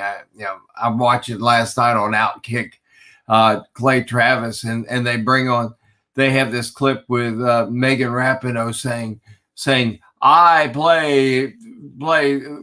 should be paid as much as guys for what they do. Well, okay. Well, if people really want to go watch women's soccer, then and pay you fine, get paid that. But you don't, you're asking for money that you're not supposed to get because nobody's watching you. And college football, They will watch. So we're back to that point where people will watch again. ESPN, I'm sure their execs are breathing a sigh of relief right now because something's on that they can actually have people talk about, that people watch, etc., like that. And I'm watching over the weekend a Conference USA game, and Judy McLeod, the commissioner of that conference, saying, "Yeah, we're happy with these midweek games in October." Of course you are. It's the only way you're going to get on television on a weekend when you got the Big Ten, the Big 8, the Big 12, the Pac. What's left of the Pac-12, that almost competitive conference about to become the bi-coastal conference, etc., like that, and the SEC, of course. Well, you're right. I was at St. Louis at our church. We had an annual kickoff meeting after Mass, talking college football and NBA basketball. The Grizzlies with Eric Hasseltine did a great job, and Greg Gaston was there, and we talked about college football, just the interest, and it matters everywhere. I mean, he's covered Memphis for a long time. You got the AAC. We talked about the SEC. We talked about ACC, maybe bringing on Cal and Stanford. Well, look, we got some really good guys like Tommy Kane over in Atlanta, who a long time was on ACC Network doing ACC Road Trip and Fox Sports in Atlanta. And I think he's back in Charlotte now, but he's not for, what is the ACC if you bring in Stanford and Cal? Now, we know those are good schools. Cal's one of what they call the public Ivies. Okay, I get that. They've got a lot of money. You got a lot of weird people, too. I know Auburn goes out there in week 2, plays a football game, okay? Got people that were hanging out up in trees protesting something stupid. I don't know what it's at. But I think the ACC in the Pacific Coast, I mean, then what is that? You got to keep your identity as a conference, friends, or else why have the conference? That's why the SEC, in the midst of all this chaos, is so strong. And now the conference that everything fell in their lap, and I'm happy for them, is the Big 12. But let's talk about identity and keeping it. Well, here's the thing that the SEC has been very smart to do. You have 12, the SEC is in 12 states, and you have the flagship school from each state in the league. So there's real identity. There's fan base to begin with. There's alumni, large groups of alumni. Florida, somebody told me, has 700,000 living alumni. I mean, you think about that. That's a lot of people. I can only imagine how many they got at Texas and Texas A&M. Texas A&M, I understand, has 72,000 students on campus this fall. Florida will have 63,000 students on campus this fall. I think the University of Texas will have 70. You look at this. This is why college football matters. I used to be, I'll give you an example. Growing up, I was an Orioles fan. Brooks Robinson retired. Jim Palmer retired. Frank Robinson got traded and retired. Boog Powell retired. And who did the Orioles come up with? Eddie Murray and Cal Ripken. Then they retired. And what has happened to the Orioles since? If they're finally having a good team this year, but they lost their identity because of all these things, and that's the way pro sports is. College sports, however, we keep churning them out, and they become graduates of our school, and they keep coming back. You come to a ball game, and you see old players, things like that, bringing their families, etc., like that, posing for pictures, all this. To me, for example, the Gators are the only team that's ever mattered. There's stability with this.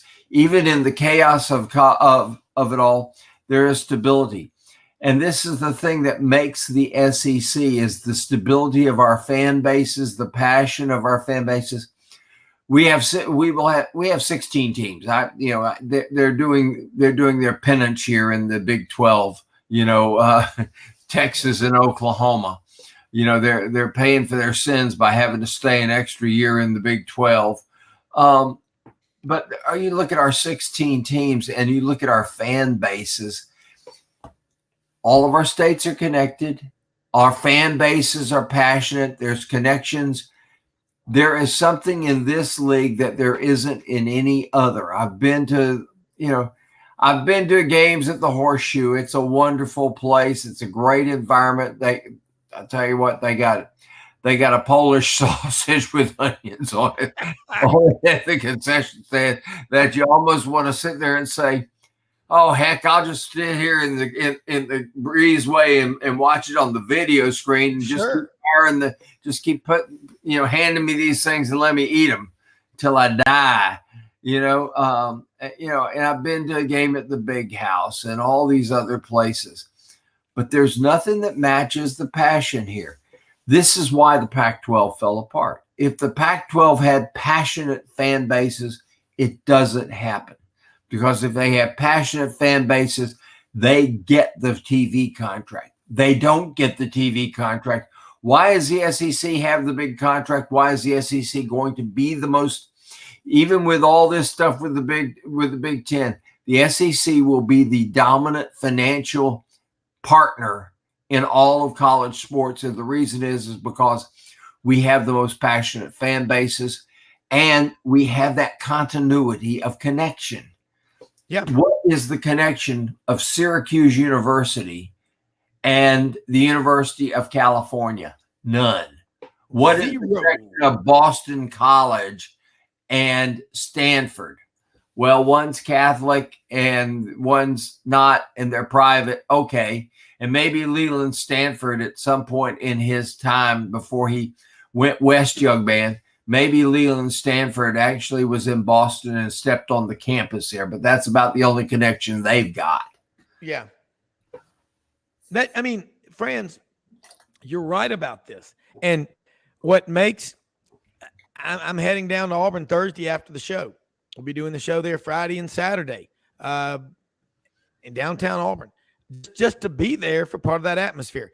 I referenced something you said a few minutes ago in your comments, and that is these alumni pieces that are being turned out. I know Florida, 600,000-700,000, Auburn 300-something thousand, and A&M, Alabama, Georgia, Tennessee. Those are your season ticket holders. Now, there are plenty of fans that didn't graduate from your school that support you, but when people say that, and when people say, well, fans won't go to the games, they can stay home. No, look, how did that work out when you stayed home, locked the doors to stay safe, and you basically went broke and went mad, insane during the virus lockdowns? People are social animals. We like to be around other people. You can tell me all day long, I'm going to get the 84-inch flat screen and sit in my man cave and drink my own beer, and I don't have to mess with the crowds. You know damn well that you would much rather be down there with your friends on campus, hanging out with your tailgate group, because you do it year after year after year. And it's just like ESPN trying to tell everybody what to watch. And Megan Rapinoe, with her pout face, spreading the dreary wearies all over the place. My wife always says about little kids. But Nobody wants to see you and your purple hair and your crappy attitude. I want to see and I want to hear stories like what you just said, Franz, and what our good friend Wess Moore, sports anchor, Fox Sports Channel 16 in Little Rock, also host of a daily sports show right after this, ESPN 103.7 The Buzz in Little Rock, and he's on his way to the Touchdown Club today in Little Rock, and they have a great touchdown club. But I want to hear these stories, and we talk about it year round. That's why the SEC is miles ahead of everybody else. It's not because we're lucky. It's because we love it and we're passionate about it. And let's bring in a native of Jacksonville, Texas, Wess Moore. Wess, how are you? Man, outstanding. Ready for game week. It is here, guys. We're going to twist your arm when you talk some college football with Franz Beard and me, please. Oh, yeah. Man, we got the Razorbacks coming to Little Rock Saturday. So pretty cool way for Arkansas to open up the season here in Central Arkansas for the fans here. So I think the excitement is just starting to build here in Central Arkansas and, of course, in Fayetteville. So get to hear Laura Rutledge today. She's the guest speaker at the Touchdown Club. So it's a heck of a way to start the week off. We gave her her first job. We gave her first job, Buddy Martin and Brendan Martin and me. And wow. We had her on, and the first time we have her on, all of a sudden everybody's looking at each other and say, she is NFL, not for long. She's going to be a star. Wow. But absolutely, just what a wonderful gal. I mean, so smart, so intense, and yet at the same time, she's never lost her personality in doing all this. Wonderful, wonderful. I'm glad you're having her there. Yeah, I mean, Wes, y'all got to let's talk about that touchdown club you've got over there. I'm going to the Touchdown Club of Memphis tonight. We're going to have Tony Barnhart as our guest speaker. I'm fired up about that. But their touchdown club in Little Rock is one of the best in the country as well. No doubt. We got Peyton Manning coming next week, Tony Dorsett the following week, Jim McMahon, and then it's Hunter Yurachek, and he's like, I got to follow that. You get Peyton Manning and Jim McMahon and Tony Dorsett, but no, David Basil runs the Touchdown Club. He created the Touchdown Club, and he just does a fantastic year every year lining up these guests. And it's gotten so big that, he has all these corporate sponsors, and you have to be able to get a Peyton Manning to come here. Look, guys, these guys don't come and speak for free, so you got to have some money to pay them to come speak, to fly them here. But David, this thing has grown so much that he has some huge sponsors that step up and provide the money or the plane, the private jet to go pick these people up. So yeah, it's one of the best, if not the best, touchdown clubs in America. And I'm not just saying it because it's here in Little Rock, but when they had to move the Peyton Manning, to the ballroom because there were so many tickets to be sold. And last week we had more than 1,000 people there to see Coach Pittman speak. So it is. It's a huge deal. Hey Wes, when Jim McMahon comes, be sure to ask him about the time he popped a 6-pack open on the golf course at BYU, on the college-owned golf course at BYU. Okay. Jim is not a Mormon, but he was there with the Mormons, and I think his last act of defiance was he pops open. He's got a 6-pack and he pops it open right there on the golf course. And as I understand, about 163 people fainted. Hey, Wes, you're talking about David Basil. I thought he was from Fort Walton, but isn't he from Panama City, Mosley? Because he was a freshman when my friend Tommy Christenberry was a senior at Arkansas. Tommy was the tight end, went to MUS here in Memphis. But you're right about what he's done with that Touchdown Club. And there's 1,000 people. That's got to be I know the Monday Morning Birmingham Quarterback Club is unbelievable, but what is the number one, before we get to some football, what is the number one charity that they raise money for with the Touchdown Club there in Little Rock? Oh, I don't know. You got me there. I'm not sure. Yeah. I'm just curious, but I mean, I know we find out and we'll talk about it next week, but that is, wow, those are incredible numbers. Hey, Sam Pittman, last night I'm driving back from Memphis from a football meeting at St. Louis at our Catholic church there, beer and what was it? Gus's fried chicken, man. It was great. So trying to stay awake. So I'm listening to something on Outkick with Clay Travis on Fox on the radio and satellite in the truck. And they got Sam Pittman. They're playing his idea of the perfect day. I mean, have y'all both heard his idea of the perfect day? Yeah. This guy's as real as it gets, at the man. Touchdown Club, they presented him with a box of Popeye's chicken and a 6-pack of beer as he sat down at the Touchdown Club. Now, he didn't open up a beer, but he sat there and ate the Popeye's chicken while Basil and the Touchdown Club was getting going. So that's him. That is Coach Pittman to the T. Well, at SEC Media Days, I asked a question on the floor, and they said, last third to the row, fifth person on the left, question. So I asked him a question. I said, Coach Pittman, you've often been seen on TV on the field after a resounding Razorback victory. When asked by the on-field reporter, Coach Pittman, how are you going to celebrate this big win by the Razorbacks?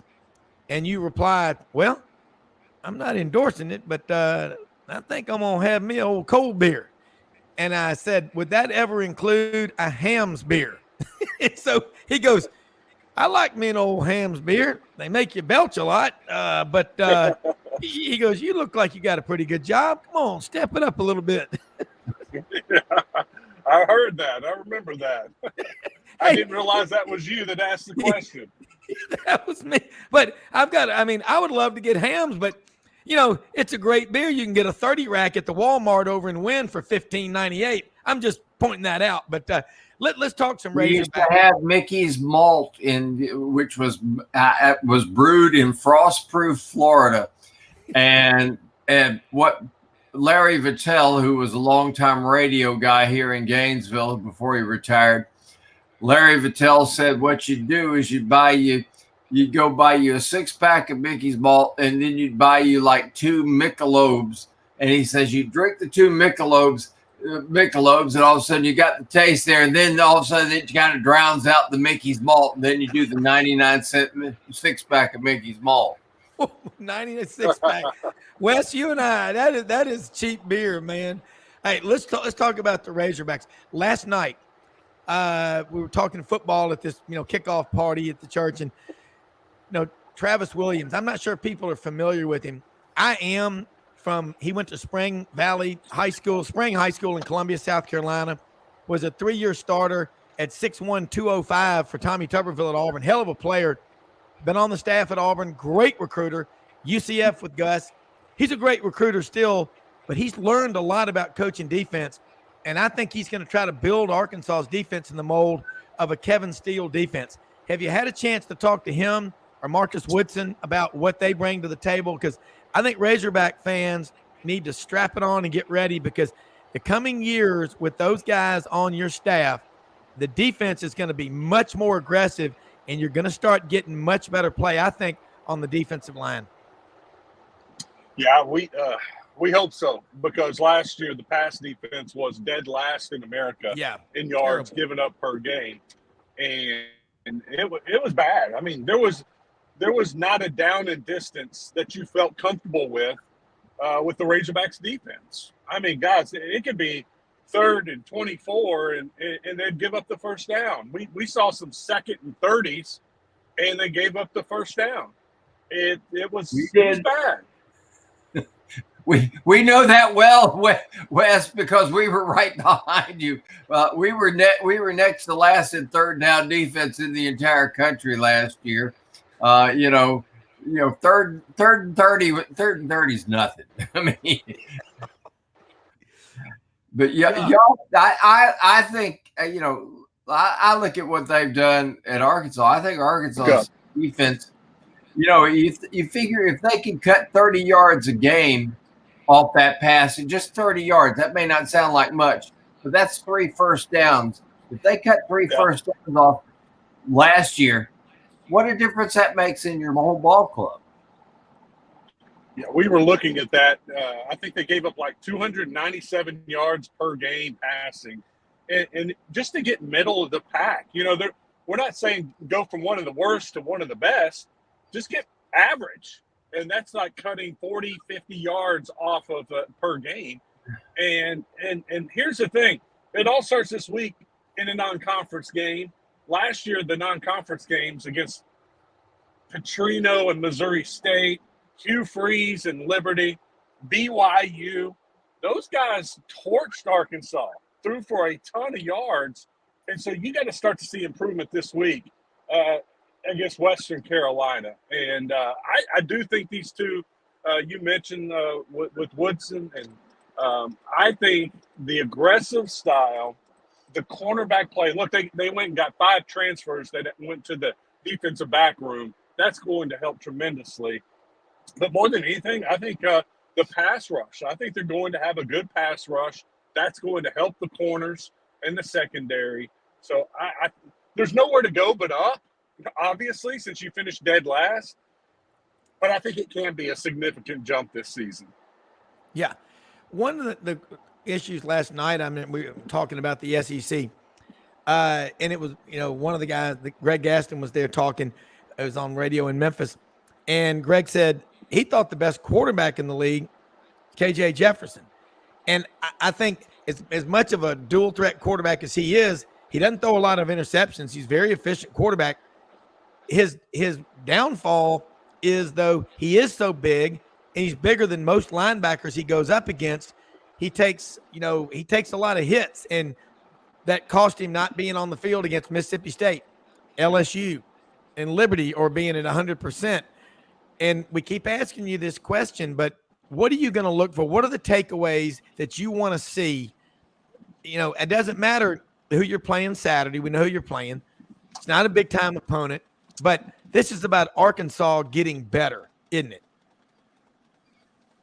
Yeah, this is about KJ going through in live action with the bullets flying with his new wide receivers. He's got a bunch of new wide receivers. And look, they've been doing it all summer, all fall camp, but now it's a little different with the game going on. And that's the number one thing we're going to be looking for, just the receiving group and how they look. And then also the tackles. Can the tackles hold up against look, they should not be giving up a bunch of sacks against Western Carolina. They need to be able to hold down the edge. And then defensively, that's what we're going to look at. See if the pass defense has been fixed, because you can't have a non-conference game against Western Carolina and they throw for 297 yards. You've got to be able to shut them down. So that's the 30 things that, to me, that I'll be looking for while sitting in the press box: the tackles, the receivers, and then the defensive backs.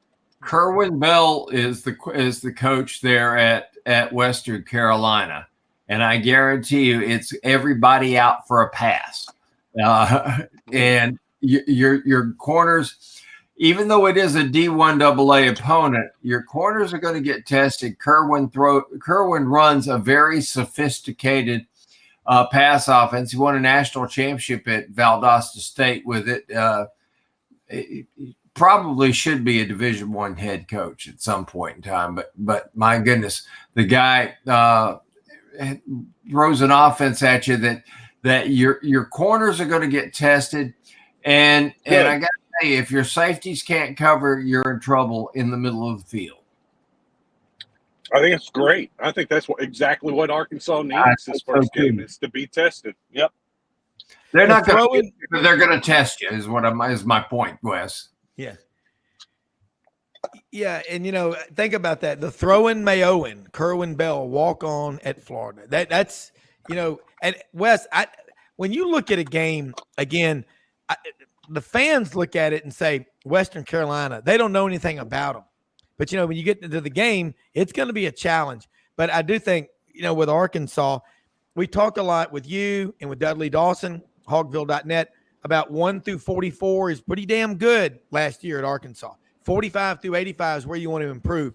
You got 42 new players, high school and the portal. You know, what limited time you get to see practice and all like that. What are you hearing? What kind of chatter are you hearing about how these new guys are fitting in or not fitting in with what Arkansas is trying to do? Because you'll know in that first game or two if you got the right group. Guys, I feel like they hit on the portal once again, and it's everybody, the wide receivers, the offensive guard from Florida, the defensive end from Missouri, defensive tackle from Louisiana Tech, the two corners from Baylor.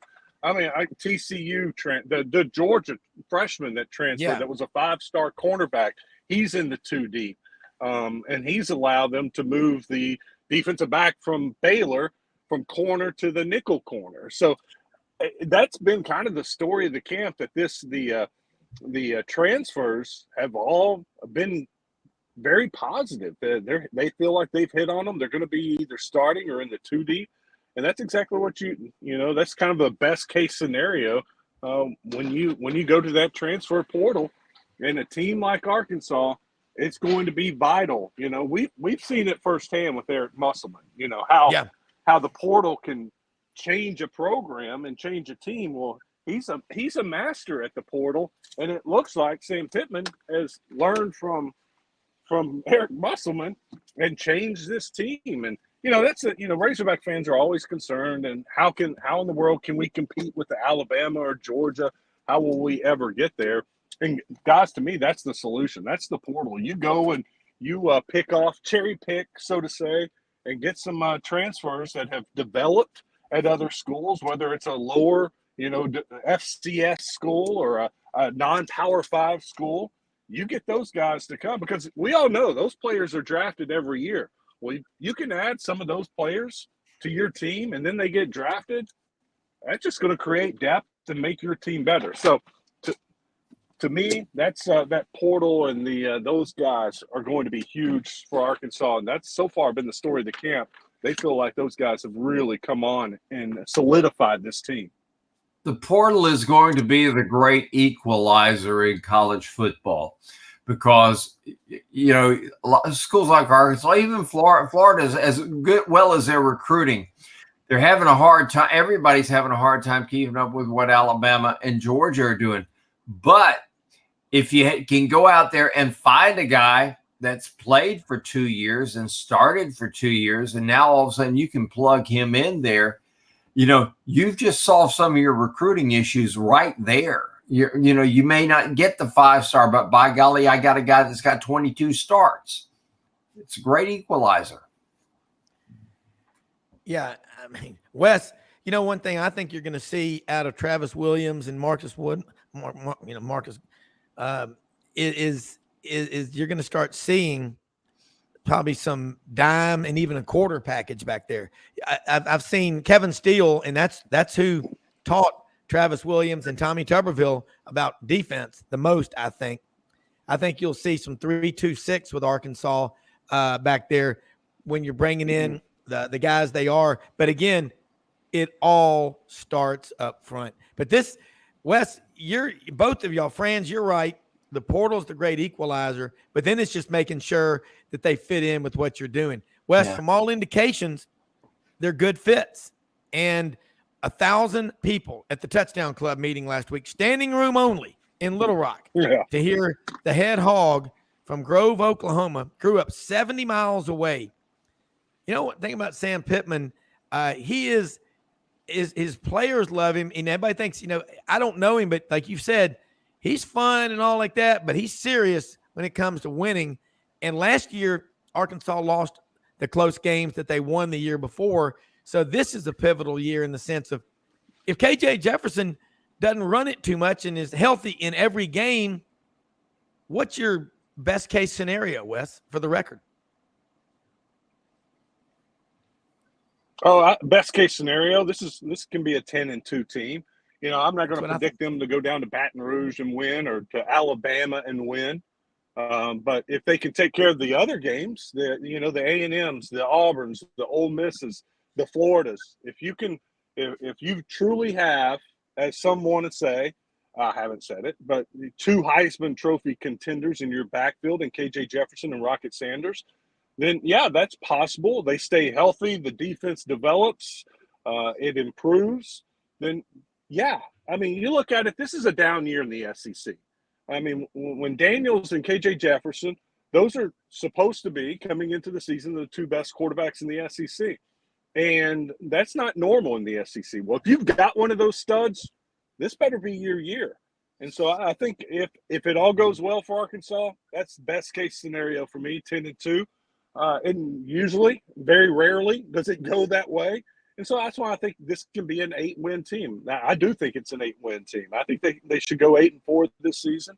And it should be a very fun year for Arkansas with KJ Jefferson, as long as, the injury bug doesn't just zap this team.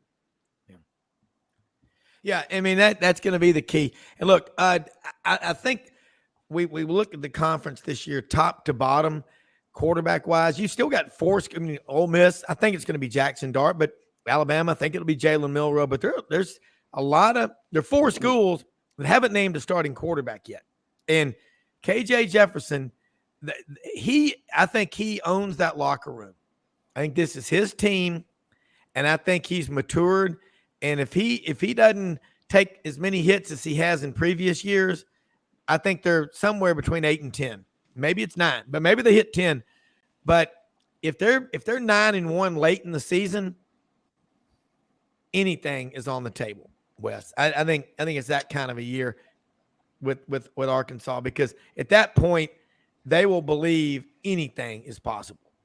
Wes, I believe the key is going to be if KJ, when containment breaks and he gets out there, if he is still looking downfield for receivers, he'll take fewer hits. And I think if he's able to do that, I think you are right about Arkansas's potential to be a 9-10, and who knows what else team. And one of the things, Pittman touched on this last week at the Touchdown Club, they lost so many close games last year. I think it was 5 games by 9 points, something like that. I can't remember the stat. And he said, we lost our physicality, and we had to get that back. And so this camp, it's been about being physical. But in the offseason, he hired a new strength and conditioning coach, and the team looks different. They're bigger. They're stronger. They felt like they lost the trenches too many times. And you saw that in the red zone. Arkansas had some problems in the red zone because that big old offensive line wasn't big enough to push that defensive line. And so this year they've gotten stronger, and he wants to make sure that's fixed. And he said, it was a funny line by Pittman. He said, you can't lose that many close games. Somebody had to lose a job, and I didn't want to fire myself. So I don't want to leave it. I don't want to leave this place.